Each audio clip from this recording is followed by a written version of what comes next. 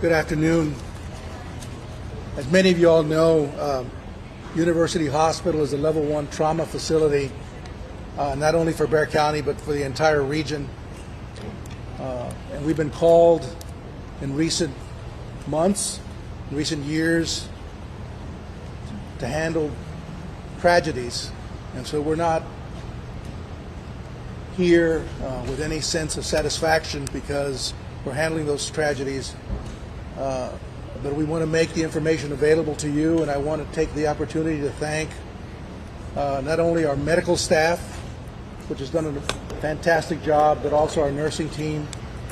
To my left, to your right, is Dr. Tommy Austin. She's the chief nurse exec at University Hospital, and her team has provided outstanding care here to patients not only in Bexar County, but throughout the region. And I'd like to take the opportunity to introduce Dr. Priyanka Kandal, an emergency room physician, who will be able to address some of the medical issues that were involved with the patients we have at University Hospital from this tragedy. Dr. Kandal.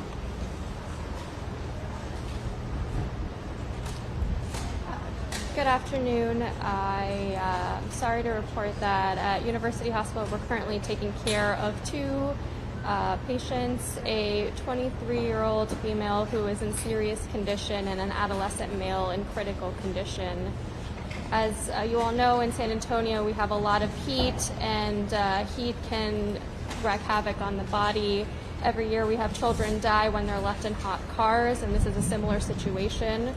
As the heat, the temperature rises and the body is unable to get rid of the heat, and eventually the organ system starts shutting down, and the body stops working the same way. The proteins start breaking down, and with dehydration and everything, the body eventually shuts down, and that is the unfortunate situation that we had with these patients last night, and that we see frequently over the summers here in San Antonio.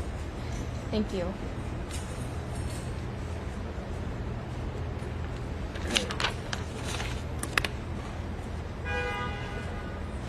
I'm Rebekah Flores, Bexar County Commissioner of Precinct 1. Unfortunately, the victims were found in my precinct.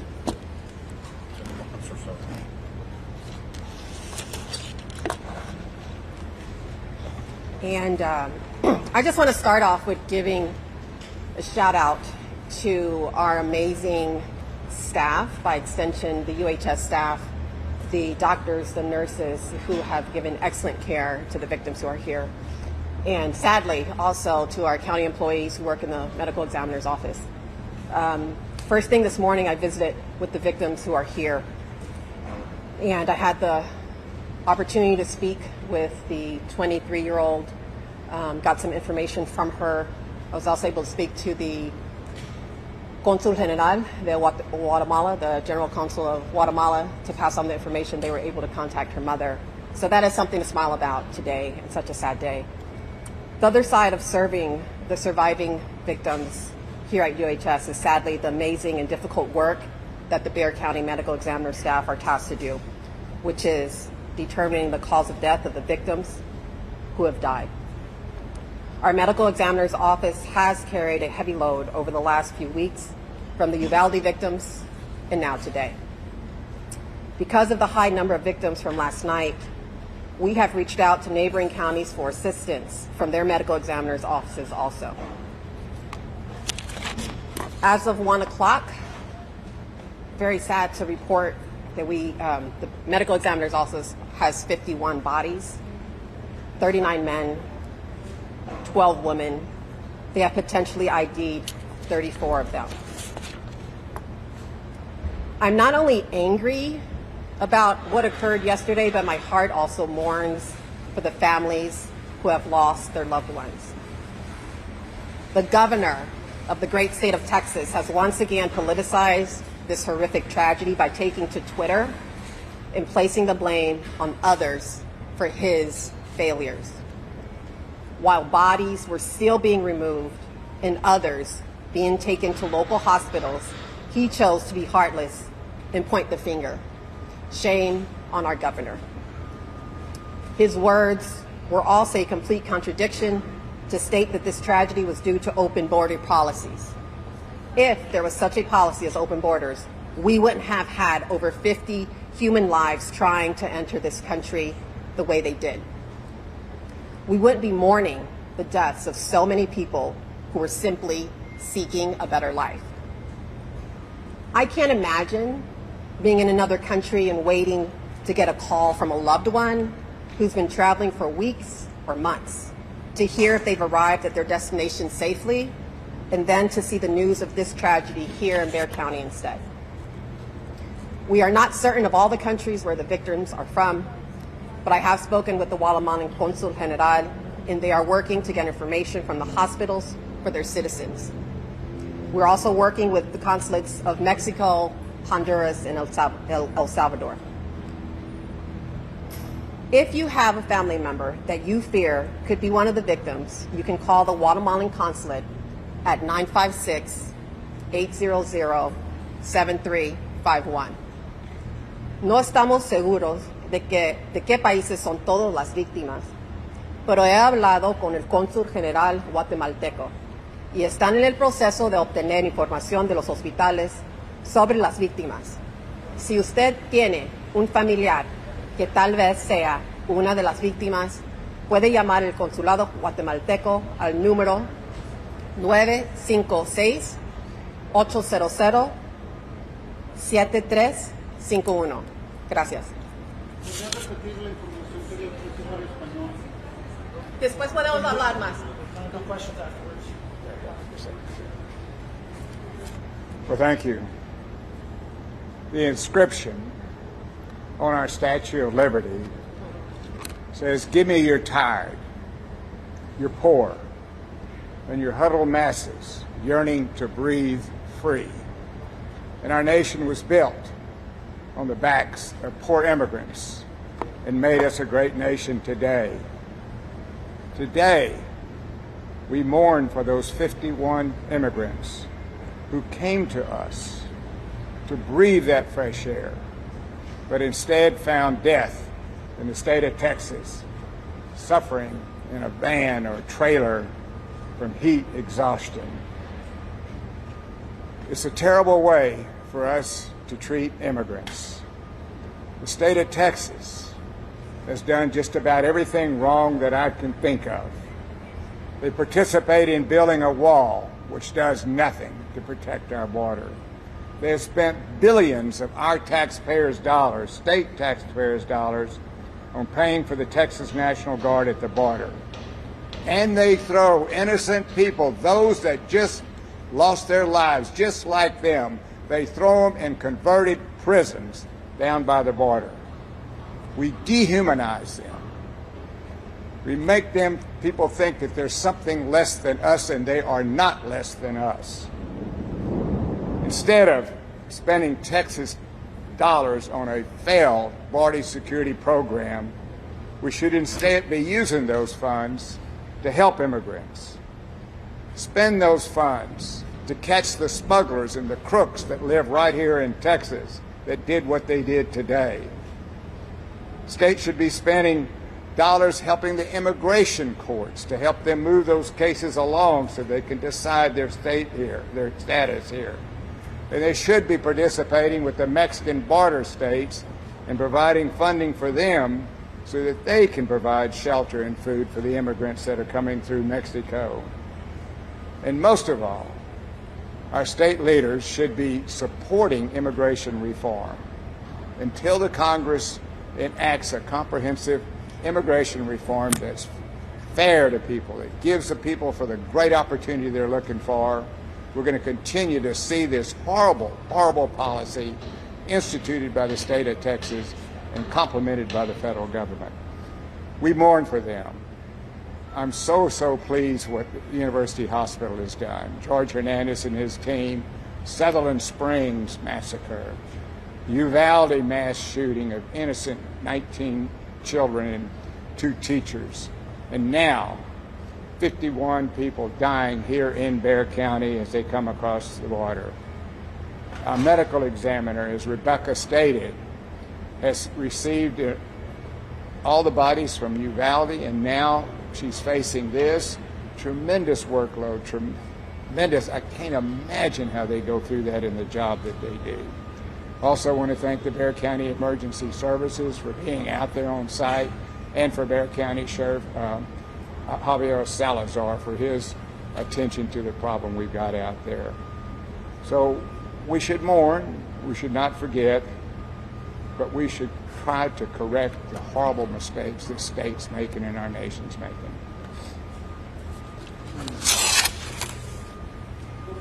We're going to take a few questions if we want to go around. We'll take questions in Spanish. My name is Tom Pina. I'm an Assistant Public Information Officer. So we want to make sure that we get everybody in. So if you have some questions, we want to make sure that you understand we cannot talk about anything that has to do with the investigation. The investigation is handled by the Department of Homeland Security, and we most certainly want to make sure that they can talk about what they need to talk about. But if you have any questions with respect to the medical examiner's office or what the county does, then now would be a good time. Yes, sir. Again, one more time, just roughly the numbers. How many bodies, how many have died now, how many are men, how many are female, and how many have been identified? There are currently 51 bodies in the custody of the medical examiner. There are 39 of them are men, 12 of them are women. Children?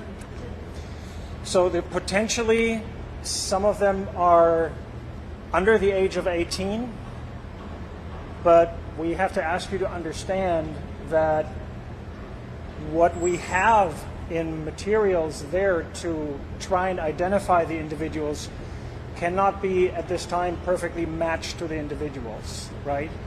So that is what the medical examiner is trying to do, hence my saying these are potentially people under 18. But not, I would say in the teenage age range, not younger. I'm sorry? I don't have a number. I don't have a number. Can you confirm they're all heat-related deaths? No, I cannot. That is what, so the medical examiner and the medical examiner's office, their job is to determine the cause and the manner of death. And these investigations, and to identify the victims. This work will take days, if not longer, because you may imagine there's 51 victims, and we want to be very diligent in this work and respectful to them. It's Alejandra Falconi with Innovation. I've been talking to family members, especially Guatemala. They're not getting any response from the consulate, and a lot of them think that their family members are here in the hospital. They speak their native language, and they're only speaking to us. They're desperate. They don't know what to do. What are we going to do with all these families? Well, I've been in communication with the Guatemalan consulate. They've actually been very gracious. Okay, pues si hice su pregunta en inglés, por eso. So I'll answer in English since your question was in English, and then I'll go to Spanish. So I've been in contact with the Guatemalan consulate. They've been very gracious. I gave out the number. You can let me know if I need to give that out again. They are also working with the hospitals to get information. They are also limited because of HIPAA rules. So they are working with that. Yo he estado en comunicación con el cónsul general guatemalteco. Están tratando de coger información de los hospitales para sus paisanos. El número que ustedes pueden llamar, que directamente me lo dio, porque yo les dije que iba a venir aquí para esa conferencia de prensa, es 956-800-7351. Y ellos pueden hablar de la situación y están tratando de ayudar a sus paisanos. Rebekah Flores, comisionada del condado, precinto 1. Rebekah, usted habló al principio sobre la situación que han encontrado ustedes como hospital. ¿Podría describir en español esta situación tan difícil para ustedes? Perdón.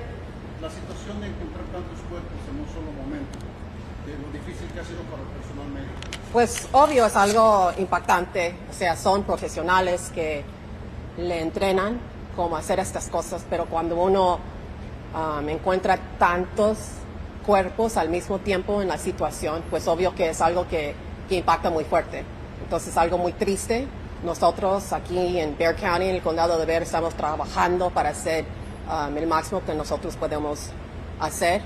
obvio que tantas personas, diferentes países, no saben toda la identificación, es algo difícil, entonces pedimos su paciencia porque todos están trabajando el máximo que pueden trabajar. Y usted dijo algo sobre el gobernador y su reacción inicial, cuando recién todavía estaban recogiendo los cuerpos, y de lo que dijo el gobernador. El gobernador siempre juega el político, aunque mucho de ese falta es, pues, es su culpa, ¿no? Más o menos cuánto tiempo para que empiecen a entregar los cuerpos sean devueltos a sus países de origen. The question is, how long do they think they'll be able to give bodies to the families to send them back to their countries? As I tried to explain, this process will take time because the medical examiner wants to be diligent. So right now, we can only estimate, as you may imagine, 51 victims.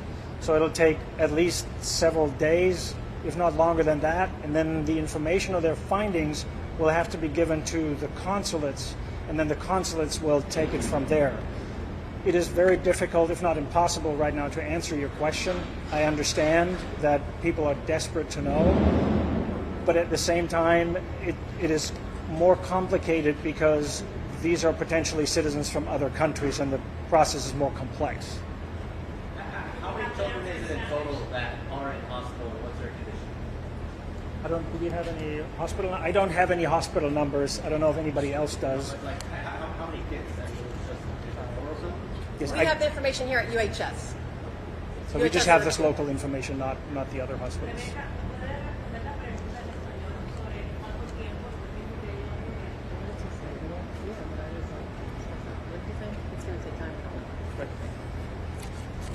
Obviamente pueden entender que va a tomar mucho tiempo. Ahorita no podemos dar una fecha, unos días para decir cuánto tiempo va a tardar, porque el proceso es muy complicado porque estamos trabajando con muchos países. Como ya dije, que de hecho tampoco sabemos todos los países de donde vienen las víctimas. Alejandra Falconi de Univisión, con todo respeto, el número que diste del consulado, tengo varias familias que me dicen que no les contestan y que yo también lo llamé y no funciona. Pues es el número que me dieron. Después de la conferencia, yo puedo hablar con usted, puedo hablar en general, porque pues no es justo que doy su número celular. Ahorita podemos hablar con él y le podemos preguntar, con mucho gusto. Porque estamos aquí para dar la información para los familiares, para los paisanos. No estamos aquí para no tener esa información. ¿Perdón? Las personas que están hospitalizadas van a permanecer y recibir todo tipo de atención indiferente de su país de origen y su estatus. Claro, claro. Do you want to speak to that? En español, por favor. Ay, usted habla español. Claro, puedo hablar de UHS y como yo dije cuando visité, están dando el excelente cuidado con los pacientes.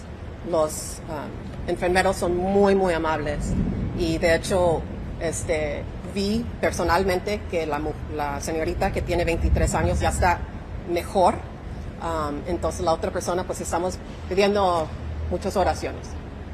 Pero sí, they have that's excellent care. We have a question over here as well. Yeah, she was just asking about the kind of care that they're giving. I can obviously speak for UHS because it is our county hospital, and they are getting excellent care. The young woman who's 23-year-old that I visited with this morning from Guatemala, I can personally say that her condition has gotten better. She is better. She was able to speak to me, and the UHS staff is giving excellent care. I would say the teenage boy, personally, we are asking for prayers for him. How many people remain hospitalized? What is their condition? Are they in the ICU? Are they on ventilators? So we can only speak about the patients we have here at UHS. We don't have the information. As you can imagine, they went out critical care to the hospitals that had the beds. And so STRAC has organized that. And different hospitals you can ask STRAC. Different hospitals are privatized and different things, and there's a lot of HIPAA laws that we're trying to protect. Is there anything you're asking of state and federal leaders to prevent this happening again? Do you want to speak to that? Anything we're asking state and federal leaders? I mean, I can give you my personal opinion. People need to get registered to vote and vote for a governor of Texas who cares about people, period. That's what I think we need to do. Register and vote. Que nosotros tenemos que votar registrar para votar. Hay muchos latinos que pueden registrar y no lo han hecho. Y yo te pregunto, ¿por qué? Tenemos tragedias como esto y luego quieren culpar a algo, quieren gritar. Pues registra y voto. Votan para políticos, para un gobernador que de veras merece ser el gobernador de este gran estado de Texas. Any more questions? Yes, ma'am. It's a federal investigation, but do we know if the victims that are here today, so hospitalized or being treated, are they going to be saved or do they face deportation? Will they be protected at all? I don't know. That is something that federal authorities decide, and you would have to ask them. Alejandra Falcone, Univisión, muchos están asustados por ese mismo tema, que sus familiares son indocumentados y tienen miedo. They're afraid to come forward because they think they're going to expose their family members that are undocumented. How can you ensure that they're going to be protected? Because some of them are not looking for them. They're afraid to speak out because of this reason. Yeah, so the important part there is, as Commissioner Clay Flores said earlier, they need to contact the consulates, their consulate, so that the consulate can then talk to our medical examiner's office, and then we can relay information that way. For the adolescent who is at this hospital, has any guardian been identified either among the dead or among any of the other patients? No? No. No. Nope, that is not the case. I'm sorry, We don't have that information. He was unaccompanied or traveling solo. We don't have oh, yeah, we don't have that information available, if they were by themselves or not. We know this occurs every few years in San Antonio. Do we know that if in the past have any migrants been given asylum because of this? Is this a possibility here? Yeah, ma'am, the problem is you're asking us questions that we can't answer because this is something that lies within federal authority, not within the authority of the county. So I'm sorry, but I just don't have that information. Can I ask for your opinion? Can you rephrase your question, please? Do you think these migrants that are victims of this tragedy, should they be given asylum or protection of any sort? She's asking if the people that arrived here, they should be given asylum or not. Because this has happened not just once, but more than once. Let me tell you, I don't trust the state of Texas on any of dealing with immigrants. Nationwide, the federal government, they are protected. I can't tell you what some state official will do. They've passed so many laws that try to discriminate against immigrants. We have millions of immigrants living here. They're undocumented. That don't mean they're here illegal, but they're afraid to speak up, not just because of this issue. So I have no confidence in what the state of Texas might do. When they're putting innocent people in a prison, how can we have any confidence that they would do anything right? But the federal government will.